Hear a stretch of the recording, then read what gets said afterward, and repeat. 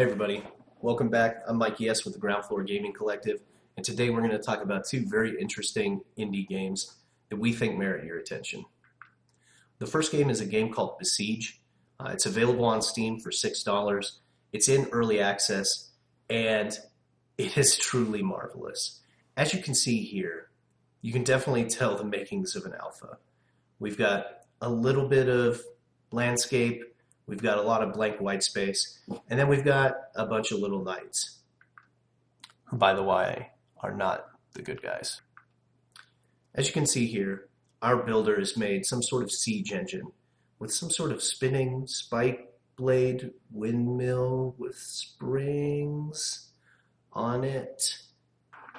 But that exemplifies the whole purpose of the game. Although not being an exceptionally objective-based game, with no real discernible storyline other than you really dislike these knights, your whole job is to develop a siege engine using portions of engineering, portions of physics, and basically eliminate any number of targets.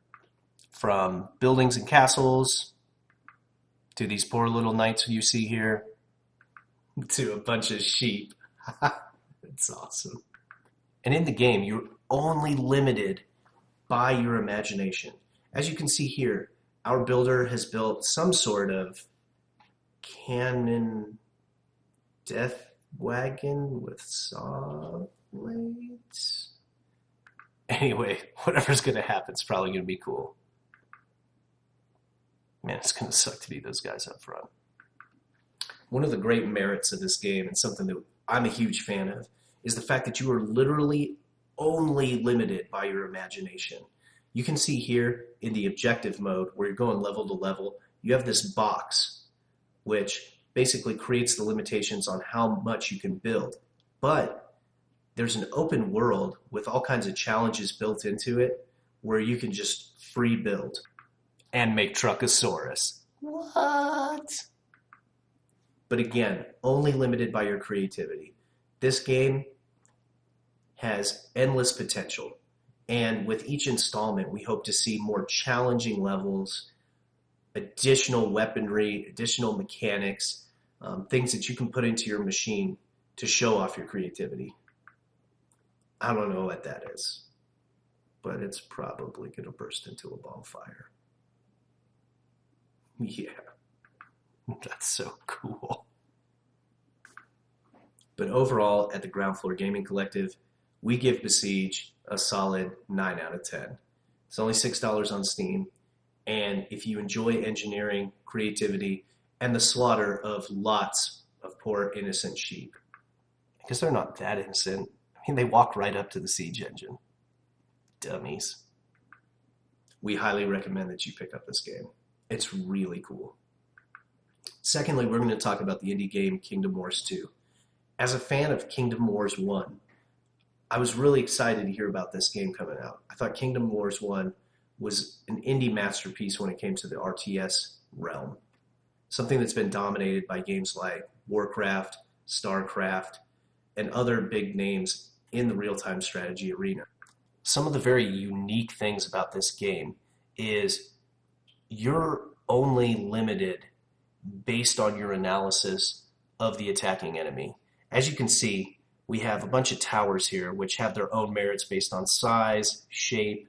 You can add siege engines to them, trebuchets, light the trebuchets on fire, light the rocks on fire, light whoever's coming at you on fire.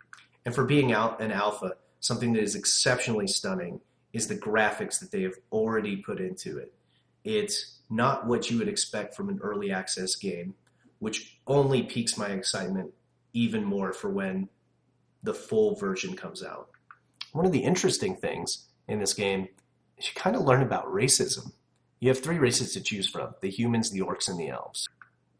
Now, for anyone who has played RTSs, you know there's always other races, and you're probably going to favor one over the other, which is true in this game.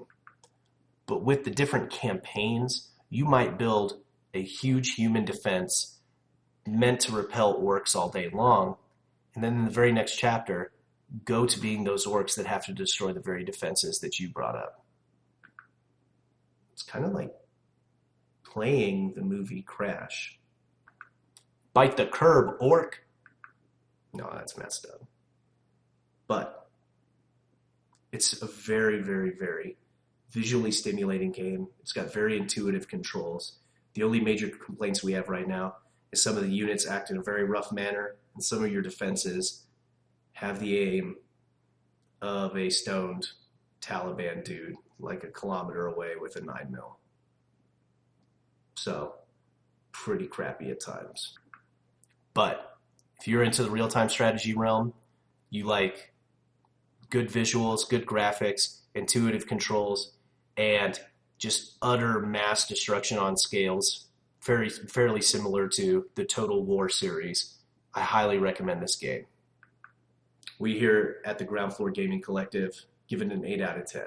Definitely worth picking up from Steam. So, two indie games, they're a lot of fun. And that's really what it boils down to, right? Again, I'm Mike ES with the Ground Floor Gaming Collective. Thanks to all our fans out there. Thanks to the people who've supported us on Facebook and our subscribers, all like -1 of you guys. Hopefully we continue to get better, continue to get bigger, and always our goal is to bring the games to you, to tell you what's out there. Because unfortunately, a lot of programmers make a lot of garbage, and you end up picking up games that suck.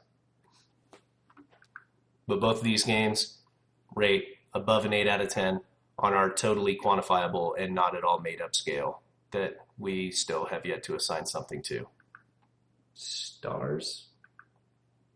Banana stickers? Thumbs up, maybe? Zombie. But again, thanks you guys for watching. As always, we recommend you leave comments so we can make it better. Take care. Ground Floor Gaming Collective, signing out.